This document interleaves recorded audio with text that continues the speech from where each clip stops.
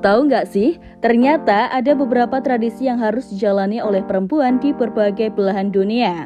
Dan sebagian diantaranya bisa dibilang cukup ekstrim, bahkan bikin merinding. Tradisi ini sebagian dianggap sebagai budaya kecantikan ekstrim, sampai dengan beberapa tradisi yang membatasi kebebasan perempuan. Bayangin aja, ada tradisi menggunakan kalung kuningan untuk memanjangkan leher yang bikin tidak bebas bergerak, sampai tradisi tragis di mana seorang janda harus membakar dirinya bersama suaminya yang telah meninggal. Gak sedikit tradisi yang bertahan karena dianggap warisan budaya, tapi ada juga yang mulai ditinggalkan karena dianggap gak relevan. Jadi, tradisi apa aja sih yang pernah atau masih dialami perempuan di berbagai belahan dunia? Yuk kita bahas.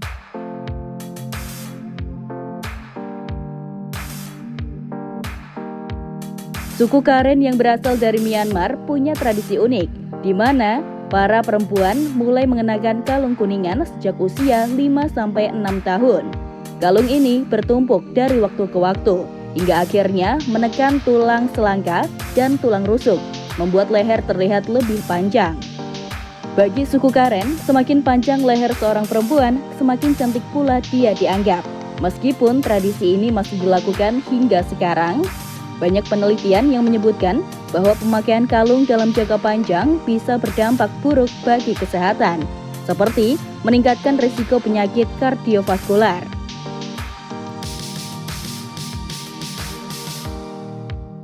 Kalau suku Karen menganggap leher panjang sebagai simbol kecantikan, suku Dayak di Kalimantan punya pandangan lain. Semakin panjang daun telinga seorang perempuan, semakin tinggi pula derajat kecantikannya. Tradisi ini disebut telingaan aru dan dimulai sejak bayi. Awalnya, telinga bayi ditindik dengan benang, lalu secara bertahap diganti dengan pintalan kayu gabus yang ukurannya semakin besar. Saat tumbuh dewasa, mereka akan memakai belaong, anting-anting tradisional dari lembaga yang semakin lama semakin banyak, hingga telinga mereka memanjang.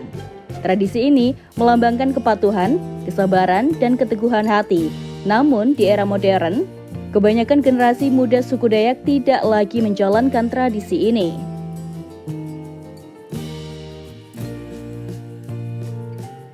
Beralih ke India, ada tradisi yang paling mengerikan, di mana seorang janda diharuskan membakar dirinya bersama jenazah suaminya. Tradisi ini dikenal sebagai sati dan dianggap sebagai bentuk pengabdian tertinggi seorang istri. Namun, dalam praktiknya, banyak perempuan yang dipaksa melakukan sati karena janda dianggap tidak memiliki peran dalam masyarakat jika tidak memiliki anak laki-laki yang bisa menanggung hidupnya. Meskipun banyak mendapat pertentangan, pada tahun 1987, seorang janda berusia 18 tahun bernama Rob Kanwar dibakar hidup-hidup di desa Dearola dan disaksikan oleh banyak orang. Kasus ini menyebabkan protes besar-besaran sehingga pada 1 Oktober 1987, pemerintah India secara sah melarang praktik sati dengan ancaman hukuman mati atau penjara seumur hidup bagi seseorang yang memaksa melakukan sati.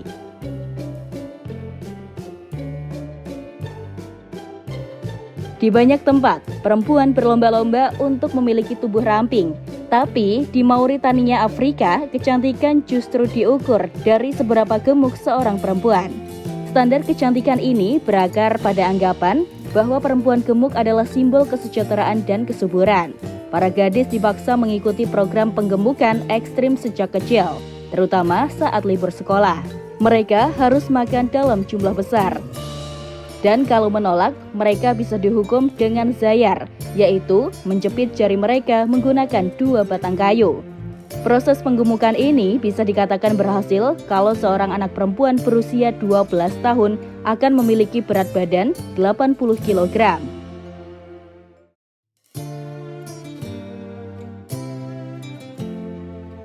Di Jepang, dulu ada tren kecantikan yang sangat unik, yaitu menghitamkan gigi. Tradisi yang disebut ohaguro ini dilakukan oleh perempuan bangsawan dan geisha sebagai simbol kedewasaan, kecantikan, serta kesetiaan terhadap suami. Prosesnya nggak gampang karena mereka harus mengoleskan campuran besi, teh, dan bahan herbal secara rutin ke gigi agar warnanya tetap pekat. Bau dan rasanya pun nggak enak. Seiring perkembangan zaman, tradisi ini perlahan menghilang. Kini, standar kecantikan di Jepang justru berbanding terbalik. Gigi putih bersih menjadi dambaan banyak orang.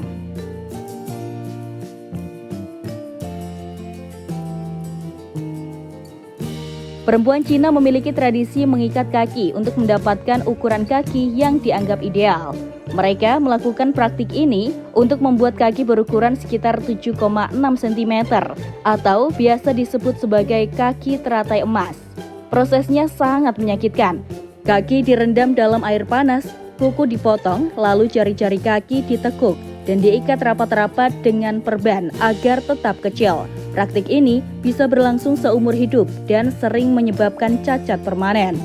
Meskipun sempat dilarang pada masa dinasti Qing di tahun 1662, praktik ini baru benar-benar menghilang setelah berdirinya Republik Rakyat Cina pada tahun 1949.